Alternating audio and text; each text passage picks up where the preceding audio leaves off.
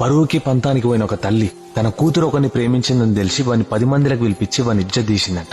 అయినా వాడు ఆ అమ్మాయిని మనస్ఫూర్తిగా ప్రేమించిన అని చెప్పేసి నేను సెటిల్ అయితేనన్న ఆ అమ్మాయిని నాకు ఇచ్చి పెళ్లి చేస్తారేమో అని వాడు బయట దేశం పోయిందంట. దేశం పోయిన వారం రోజులకి అమ్మాయికి ఇంకో సంబంధం తీసుకొచ్చారట.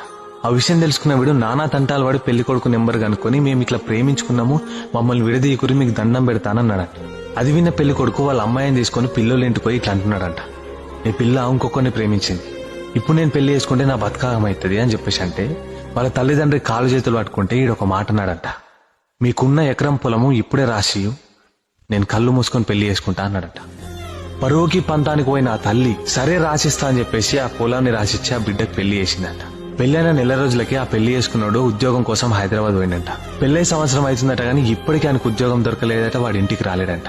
వీడు ఇట్లెందుకు చేస్తుందని ఆ అమ్మాయిని ప్రేమించినోడు వీడి డీటెయిల్స్ కనుక్కుంటే తెలిసిన నిజమేంటో తెలుసా, ఇంకొకరిని ప్రేమించిన ఆడిదాంతో నేనెట్లా కాపురం చేస్తా, వాళ్ళ అమ్మాయి ఇజ్జత్ పోతుందని చెప్పేసి నాకు పొలం ఇచ్చి పెళ్లి చేసారు తప్ప నేనైతే మనస్ఫూర్తిగా పెళ్లి చేసుకోలే అని Download ShareChat.